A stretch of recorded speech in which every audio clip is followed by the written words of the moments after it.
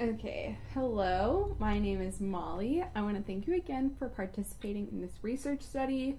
The purpose is to study sleep habits among University of Oregon students. None of your personal information will be released to anyone, and this is purely for educational purposes. And just a reminder, it will need to be recorded. I also want to remind you that there are no right or wrong answers, and I'm genuinely interested in your input and perspective. If you have any questions at any point, feel free to ask. All right. Okay, so we're just going to start off with basic question. Do you have a consistent sleep schedule? Yes. During the week, I do. And could you just walk me through a night of getting ready for sleep? Okay. I'd say that around 10, every night I realize how late it is, and then I change into pajamas and feed my rabbit, and then brush my teeth, wash my face, and then lock all the doors and windows and go to bed. Awesome. And how many hours per night would you say you typically sleep?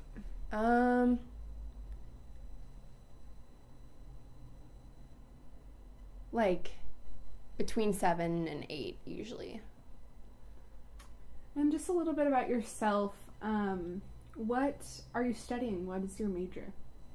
My major is general social science, and I'm on the crime law and society track. So what time of day are you typically doing your homework, and do you have a reason for doing that? I usually do my homework.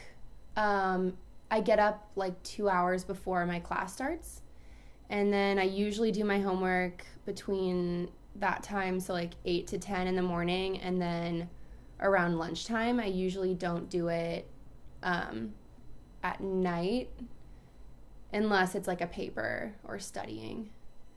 Gotcha. So how many hours per night would you say you usually sleep? Oh no, I'm sorry, I already asked that question. How many hours of homework or studying do you usually do per night or day? I would say, like, if it's not finals week or something, I would probably do like 2 to 3 hours of homework a day, but not all together. Probably like broken up. Mm-hmm. Do you have a reason for breaking it up? I can't focus very long, especially living with all of my best friends. Right. So what would you say inhibits you from getting well-rested sleep? I would say stress, sometimes, usually about school, and sometimes about like relationship stuff. And sometimes my rabbit's loud. But other than that, I think that generally I can sleep like pretty well. Right. So, just help me to understand what you mean by stress from relationships, school, just in general. Well, like for example, right now I'm in a political science class that I feel like I don't have the skill set for. So I am pretty anxious about a test coming up, and I think that that's going to affect my ability to fall asleep, not so much stay asleep, but maybe I'll be like awake thinking about it more. And then in terms of relationships, I think if I am in a fight with my girlfriend, or I feel like she's upset, or if I'm upset about a fight or like an issue we're having, then that is probably going to affect my sleep even more than school. And I think it's just, again, like anxiety around it. Like I just want everything to work out. So. Right. Thank you for sharing that. Yeah. Do you think that not getting enough sleep has a negative effect on your daily life, your daily routine? Yes. Absolutely. So help me explain what it means for you to be tired, I guess. Okay.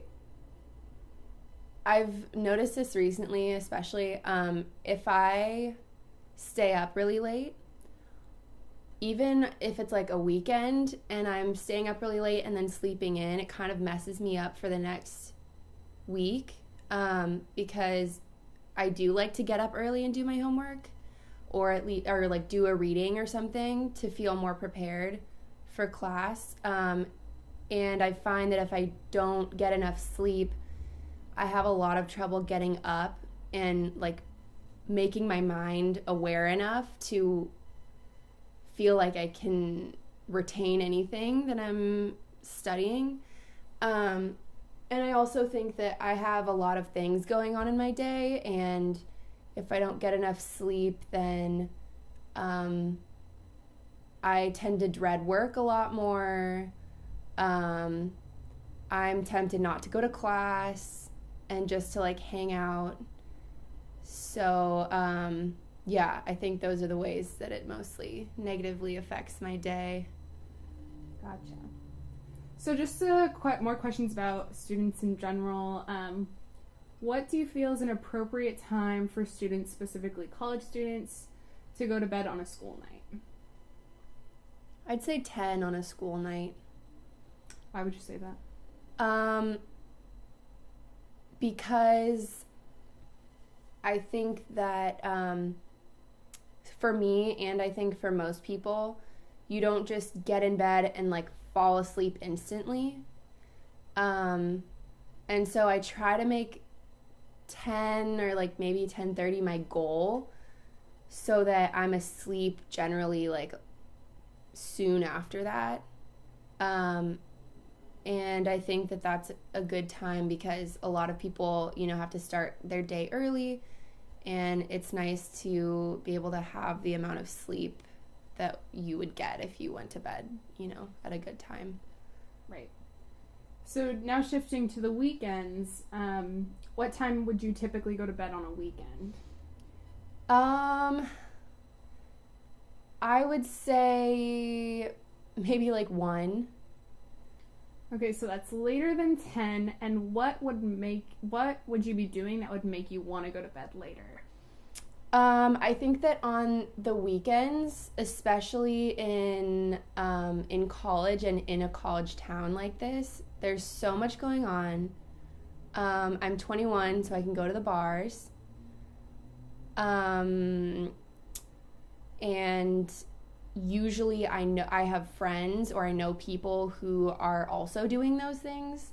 So it makes it really easy to do that in combination with not having to get up for class in the morning on the weekends. So when do you feel it's most important to get a restful sleep? I would say school days, for sure. Especially if there's like an exam or, a paper or something due that I would have to have my mind like set for. So in regards to sleep or not in regards, what do you personally prioritize towards the end of the day? Towards the end of the day,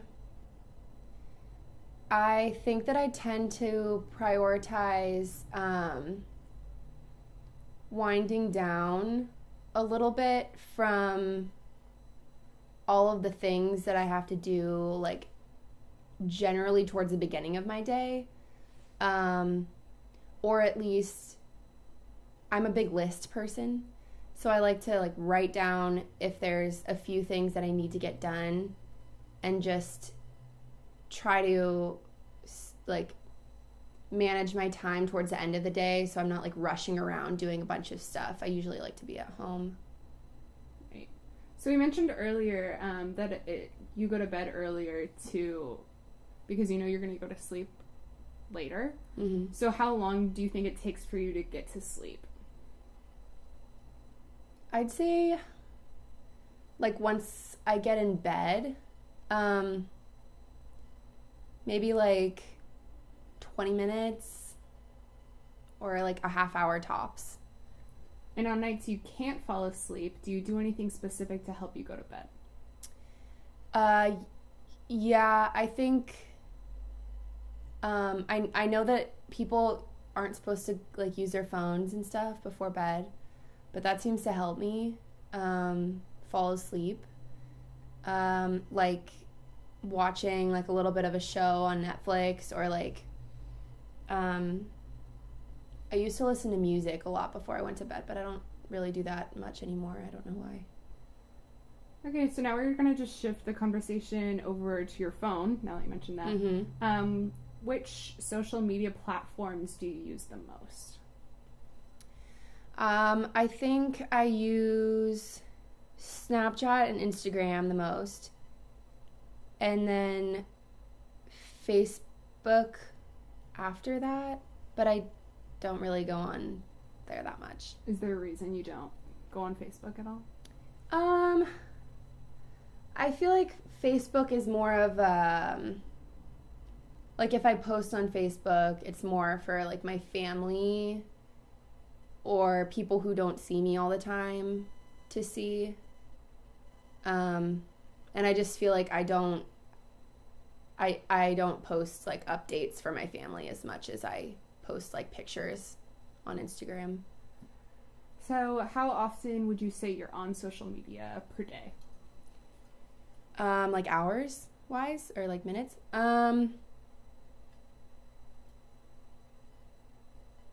It's kind of scary to think about. Probably at least a couple hours. I mean, if I count up all of the times that I open those apps. Yeah. Yeah. I think that's pretty normal for most college students. But so what media do you use to get information about health from? Health. I mean, more specific than Google.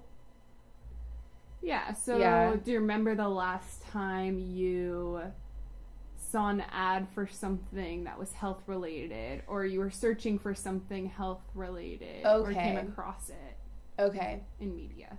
I think Snapchat has started having a lot of like I don't know what they're called, but kind of like articles like inside of like a little button that you click on. And like Cosmo, like the magazine, I know has a lot of those, and they sometimes like have stuff about that. I think that the last time I looked up anything about health, it was just on Google, and I think it must have been like some like a health blog or something about like teas to get. Perfect. And last question, are there any media sources that you don't trust? I don't trust Fox News because I have, from the 2 J classes that I took, I've heard that it like leans right a lot. And I've seen, like, with my own eyes, a couple of articles that are, like, really problematic on Fox platforms. And so I think I would, like, double-check that if I saw information from there. Yeah. So in regards to social media, is there any social media sources you don't trust or you would stray away from? I've never made a Twitter. And by this point, I think why I stay away from it is that I don't understand how it works. But I know a lot of people have them, and to me, it just, I don't think, actually, you know, I think I do stay away from social media where I have to post, like where people post daily. Even on Snapchat, I use Snapchat really to look at what other people are doing, and I don't think I post a lot on Snapchat in comparison to like other people in my life. So maybe that's why I don't like Twitter that much, because I think that's kind of my impression of it, that people just like tweet their thoughts all the time. So it's less trustworthy. Maybe. Yeah. All right. Well, that is going to be it. Thank you so much. Of course.